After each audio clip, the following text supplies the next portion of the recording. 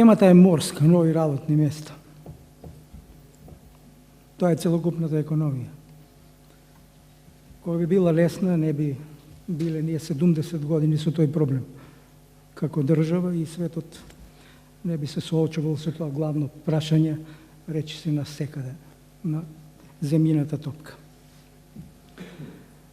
Меѓутоа, Македонија има огромни проблеми и нема изгледи да ги реши, особено не со овој економски и политички систем.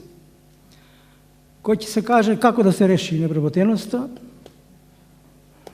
општиот одговор е, општото место е, треба да се зголеми економскиот раст. Супер, но зголемувањето на економскиот раст е ѓаволски тешка работа, затоа треба многу добро организирана држава, многу силни институции, добро образование на населението, добро здравство и така натаму, расчистени поими, стигнато до нив со консенсус највисоко можен за тоа што е социјална правда, што е фер, што е правично. Доколку тоа го нема во едно општество, тоа не може да даде економски резултати. И еве два главни показатели за нашата беда како општество, производ на целиот систем. Од 1991 година до 2013 Македонија има економски раст од само 1,3%, реален раст. Само 1,3%. Глобалната стапка на раст на светот е 2-3 пати поголема од таа, а на земјите во развој, што се компаративни со нас, уште повеќе од тоа. Тоа зборува за нашиот неуспех комплетен. Поради таа стапка на раст, Македонија го губи своето население.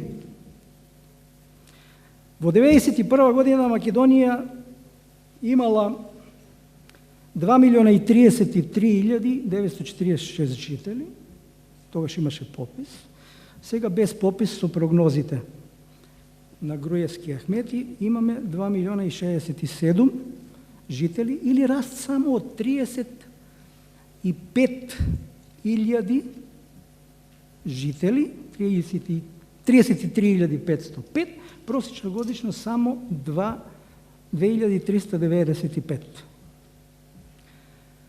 Но не е целата трагедија во овој раст, што го нема на населението. Без раст на населението нема раст и на економијата. Трагедијата во тоа што овие 2.067.000 ги нема во Македонија, не се тука, ги нема. Не знаеме колку помалку во целиот овој период се намалува работната сила во Република Македонија по квантитет и квалитет, зашто бандите не дозволуваат собирање на точни податоци и затоа е невозможно Македонија да има економски раст само поради овој фактор, што е последица на нешто друго, а да не говориме за многу други прашања. Значи, ова се двете клучни прашања кои што со многу политики треба да се променат. Меѓутоа, Македонија тој мал раст од 1,3% за 21 година,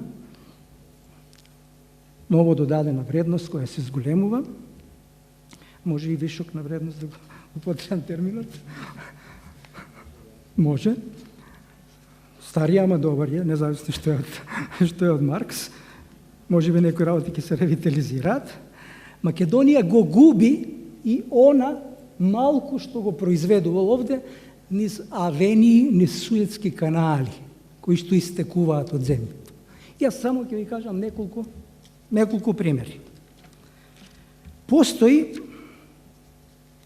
еден податок, една категорија, меѓународна инвестициона позиција, на која што има работено Бранимир многу во Народната банка, економистите слабо ја експлоатираат.